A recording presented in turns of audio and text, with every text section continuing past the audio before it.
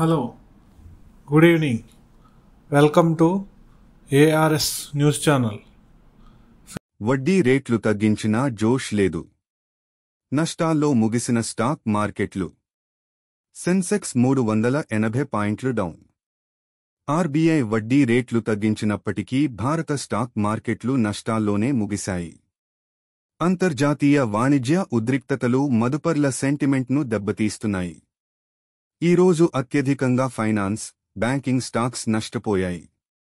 భారత స్టాక్ మార్కెట్లు బుధవారం నష్టాలను నమోదు చేశాయి. అంతర్జాతీయ వాణిజ్య ఉద్రిక్తతలు పెరగడం వల్ల సూచీలు ఒత్తిడిని ఎదుర్కొంటున్నాయి. అందుకే ఆర్బీఐ వడ్డీ రేట్లు తగ్గించినప్పటికీ మదుపర్ల నుంచి కొనుగోళ్ల ఆసక్తి కనిపించలేదు. దీంతో సెన్సెక్స్, నిఫ్టీ నెగటివ్గానే స్థిరపడ్డాయి. ఇవాళ సెషన్ ముగిసే సమయానికి బీఎస్ఈ సెన్సెక్స్ 380 పాయింట్లు తగ్గి 73,847 వద్ద స్థిరపడింది. నిఫ్టీ 50 సూచీ 137 పాయింట్లు క్షీణించి 22,399 వద్ద సెటిల్ అయింది. ఇవాళ ఆర్బీఐ కీలక వడ్డీ రేట్లను 6.25% నుంచి 6% తగ్గించింది.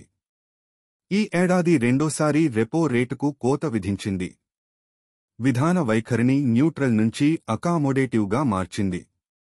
అమెరికా టారిఫ్లు పెరుగుతున్న నేపథ్యంలో ఆర్థిక వృద్ధి మందగమనాన్ని ఎదుర్కోవడానికి ఈ నిర్ణయం తీసుకుంది. కాని మార్కెట్ను మాత్రం పాజిటివ్గా ప్రభావితం చేయలేకపోయింది. ఆర్బీఐ తదుపరి ద్వైమాసిక సమావేశం జూన్ 6 నుంచి 4న జరగనుంది. కాగా అమెరికా అధ్యక్షుడు డొనాల్డ్ ట్రంప్ ప్రకటించిన రెసిప్రొకల్ టారిఫ్లు బుధవారం నుంచే అమల్లోకి వచ్చాయి. చైనీస్ వస్తువులపై 104% లెవీతో పాటు పలు దేశాలపై భారీ సుంకాలు విధించడంతో ప్రపంచ వాణిజ్య ఉద్రిక్తతలు మరింత పెరిగాయి.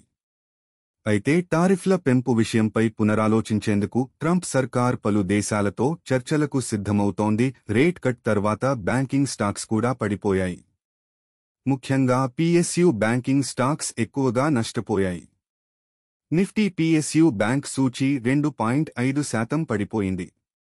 Bank of India, Union Bank, State Bank of India, Indian Bank, Bank of Baroda షేర్లు 4% వరకు తగ్గాయి. ప్రైవేట్ బ్యాంక్స్లో HDFC bank, Yes Bank, ICICI bank షేర్లు 3.4% వరకు పడిపోయాయి. ఫలితంగా నిఫ్టీ బ్యాంక్ సూచీ 0.5% తగ్గింది. ఇక అమెరికా నుంచి ఎక్కువ ఆదాయం సంపాదించే ఐటీ సూచీ 2.2%, ఫార్మా సూచీ 2% తగ్గింది. ఫార్మాస్యూటికల్ దిగుమతులపై కొత్తగా భారీ టారిఫ్లను విధించనున్నట్లు ట్రంప్ ప్రకటించిన తర్వాత ఈ సెక్టార్ స్టాక్స్ పడిపోయాయి.